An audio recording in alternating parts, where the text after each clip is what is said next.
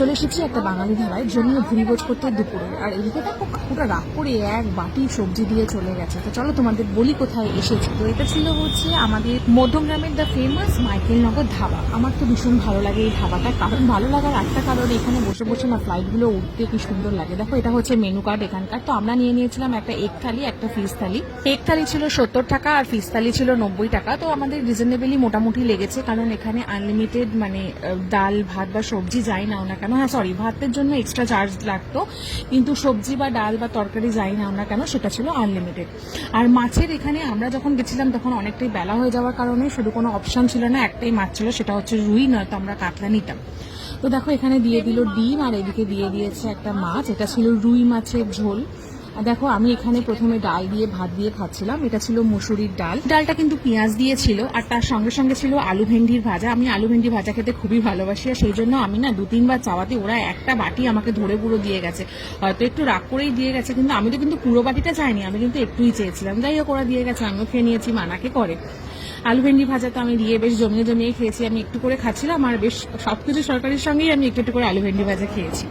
তো আমার মোটামুটি ডাল ভাত খাওয়া শেষ। আমি একটু ভাত নিয়ে নিয়েছিলাম, কারণ ডালটা পেঁয়াজের এত সুন্দর ছিল যে আমি ভাত নিয়ে নিয়েছিলাম। আমরা নিয়ে নিয়েছিলাম একটা করে এক্সট্রা রাইস, ওর জন্য নিয়েছিল 10 টাকা।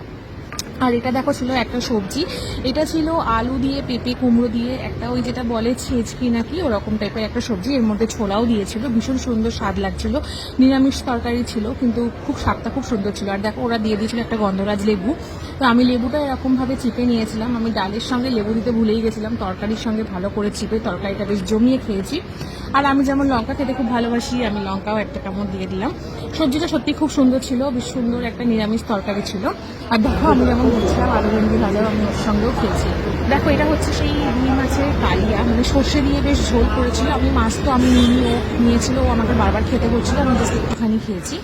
আর এটা হচ্ছে ডিমের কালিয়া। তবে সত্যি বলতে কি বলবো, এইবারে ডিমের কালিয়াটাতে আমি একটু ডিসঅ্যাপয়েন্টেড ছিলাম। আমি আগেও এখান থেকে একবার খেয়েছি, কারণ এখানে যে ডিমের যে কালিয়াটা করেছিল বা ডিমের যে ঝোলটা করেছিল, ডিমের ঝোলের স্বাদটা একদমই ডিমের ঝোলের মতন ছিল না। এটা হয়তো অন্য কোনো মাছের ঝোলের মধ্যে ডিমটা দিয়ে দিয়েছে।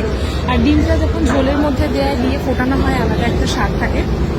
এটা টোটালি কিন্তু একটা ভাজা ডিম ছিল যেটা ঝোলের মধ্যে দিয়ে দিয়েছে। তো এটা পুরো খেয়ে বোঝাই যাচ্ছিল যে ডিমটা আলাদা আর ঝোলের টেস্টটা আলাদা।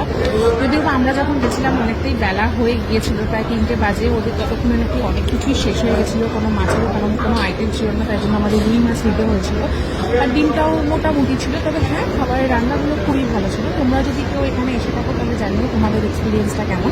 আজকের ভিডিওটা এই পর্যন্ত শেষ করলাম, দেখা হবে একটা নতুন ভিডিওর সাথে।